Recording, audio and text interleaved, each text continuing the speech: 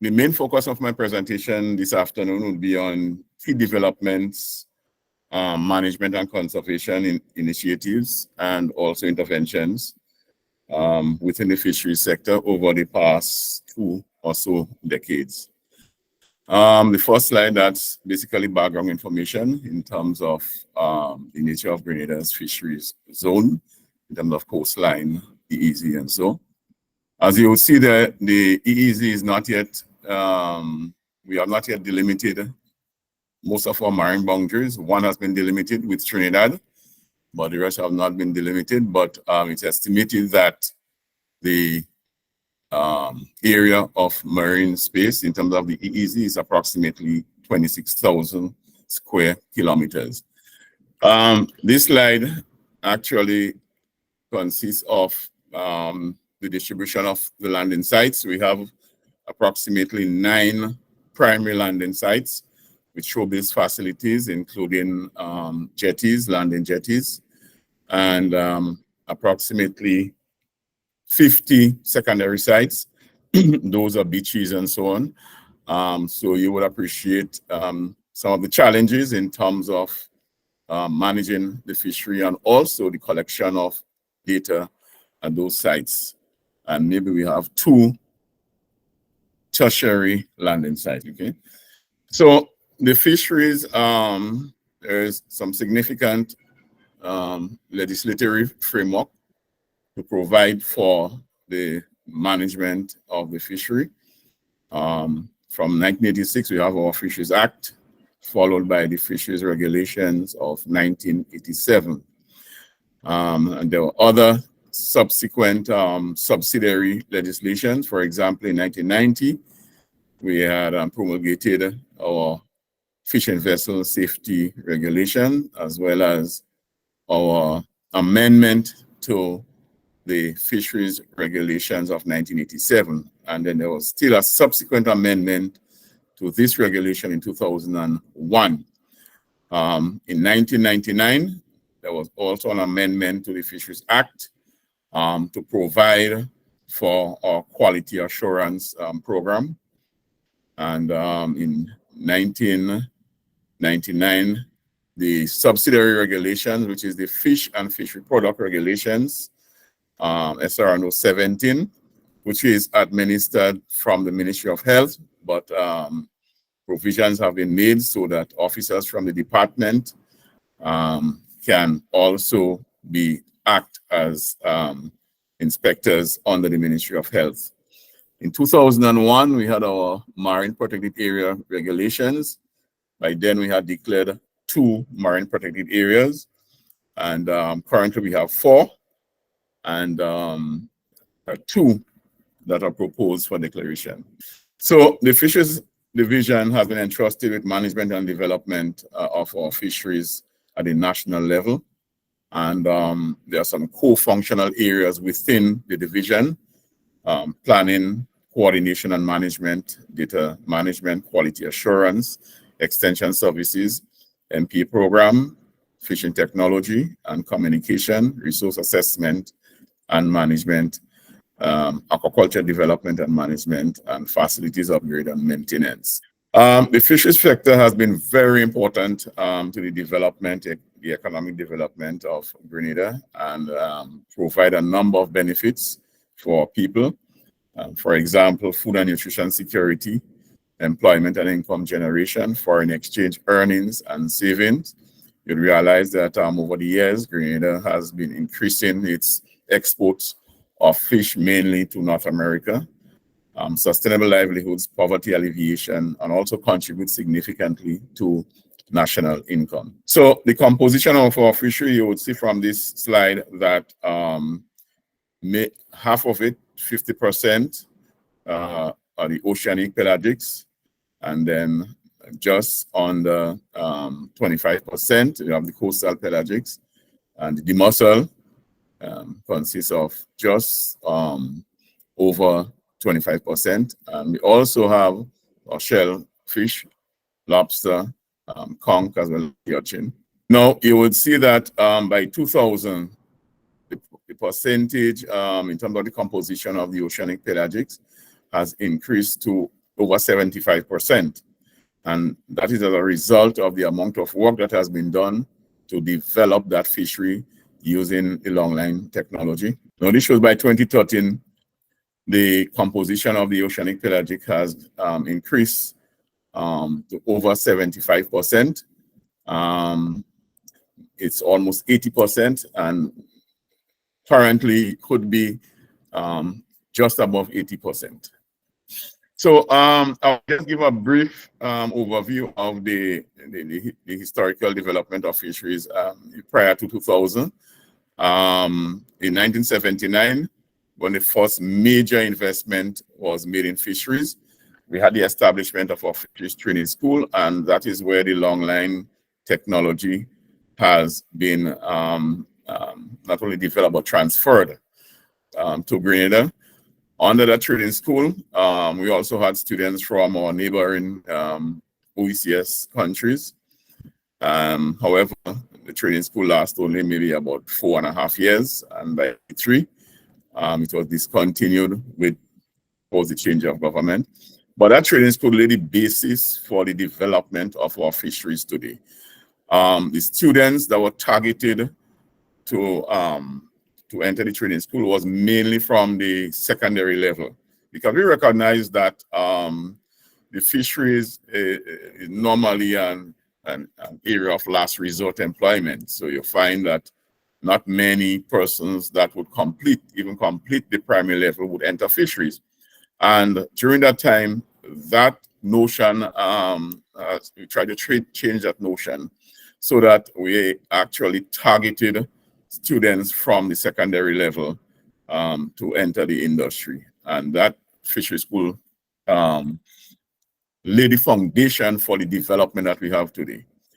Also in 1982, there was a major fisheries project that was developed. It's a IFAD and also VIF, Venezuela Investment Fund.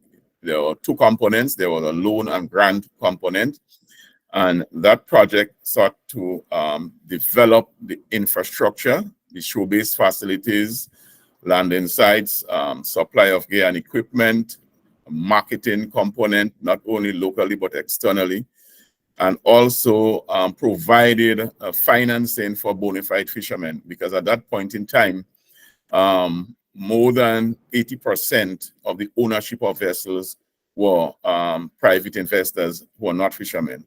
So in order to encourage fishermen to own their own boats, that loan facility was made available to them. The longline technology was promoted within fishing communities, mainly on the West Coast, through the extension program.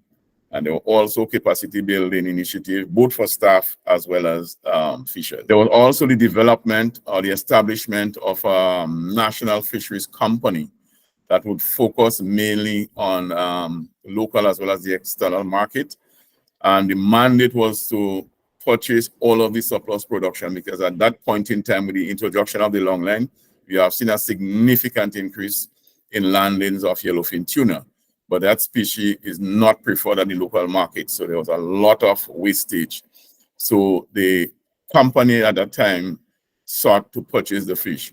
But there were issues because of quality and so on and so forth. So there were lots of failures with the company, but at the same time, one of the main objectives was to use that company as a model for the private sector. Because during that time, the private sector was not involved investing in fisheries, okay? So was to use it as a model. However, there were some valuable lessons learned from that company. That one of them is that government is not well suited to be involved in commercial enterprise. But we have also learned, and we have also acquired some valuable skills and technology in terms of exports of fish and the requirements on the HACCPs. So it was very, very valuable with that company from that aspect. Between 2000 and 2000 and currently, the industry has benefited significantly from enhanced cooperation both at the bilateral and multilateral level, with regional as well as international organization and partners, the CRFM, of course, the FAO and other international organizations. And most of the benefits will get towards capacity development, technical assistance, infrastructure development, provision of critical materials and equipment, as well as technology transfer. Basically some photos of what was done over the years, over the last 2 decades. We have been able to develop our infrastructure quite appreciably in terms of landing sites, in terms of cold storage, in terms of vending facilities, and improving the quality of fish overall. The next slide is basically photos of 3, right? So what I will do is to basically provide a sort of a historical development of the fishery in terms of the input, in terms of the effort, boats and fishermen. So in the 80s, those boats were the were predominantly that in terms of the sector during those periods. So this boat is basically engaged in trawling, but as you would see that, so you would see that from the transfer of technology at the Fisheries Training School. At that time, it was done by the training vessel, maybe over 60 feet. What we were able to do was to scale down the longline technology to the smaller boats, which existed mainly during those years in the past. And the fishermen, as I said, with the outreach program we have engaged in, were able to adapt and to accept that technology, for which Grenada has been, main exporter of yellowfin tuna, as I said, to North America. So the technology was not using the drum; it was in boxes, but we are able to revolutionize it over the years. So we were able to move from the outboard, small outboard, to also the outboard, but with a little more comfort for the fishermen. But it was found that this particular vessel had several challenges in terms of the quality and in terms of the cost of operation. So we have moved to another level of vessel. So you would see now those vessels, which there are over 200, maybe 240, 50 of them that are predominantly engaged in long lining now. And the size is still increasing, because most of them or some of them are endeavoring to go into the areas beyond national jurisdiction.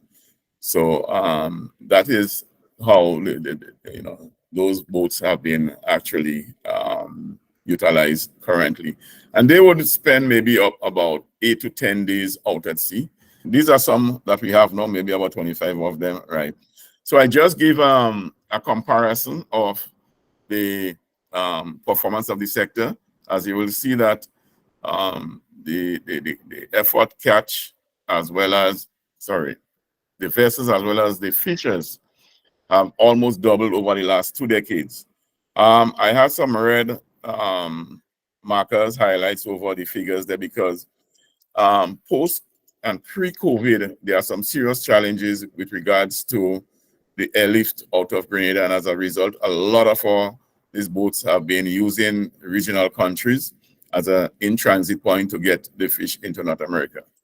We have also been endeavoring to engage in a restoration of our reefs, which have been impacted heavily in terms of ocean acidification and also from land-based sources of pollution. So those reefs have been developed through a technology known as BioRock, where you have a trickle charge of electricity that can increase or enhance the growth rate significantly of our reefs. Previously, we utilized electricity from the national company.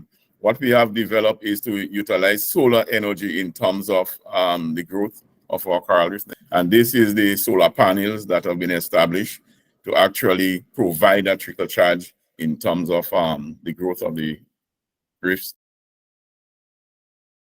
we as part of that program, those persons, they are volunteers formulating the racks and so, and some of them are from St. George's University, as well as community persons that are involved in the program. So we utilize them in terms of not only to assist to construct those racks, but also to as an educational process so they can have an appreciation for what is being done in the marine environment. As part of our conservation program, again, we have done a number of work on our MPAs, and this is just the signing of a co-management agreement between the National MPA Management Committee as well as the local advisory committee, because the legislation did not really provide for that, but we were actually testing the whole notion of a co-management and shared management approach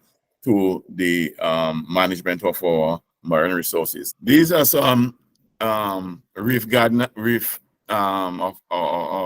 farmers that we have had a program, that an extensive program using farmers, because what happened is that, as I said, a lot of the runoff from the land we have found to affect the reef, and we have got our farmers, as well, livestock as well as crop, involved in terms of undertaking measures that can ensure that there's a reduction in terms of the runoff and nutrients into the marine environment. I've been using the kids, because we realize that in order for this to be successful, we must involve the children as well as adults, of course, and also the public. Okay, they have to understand what is really happening. So that is why we use quite a lot of them. The fishermen, of course, have been very, very prominent in that too. These are some of the other things we have been doing, the FAD, development and management. These are some of the training we have been doing to build the capacity of our fisher folks. So in terms of captains, in terms of communication, using GPSs and VHF communication radios. These are the consultation that we have done recently to upgrade our safety at sea regulations from 1990, because we think it's critical to do so at this point in time.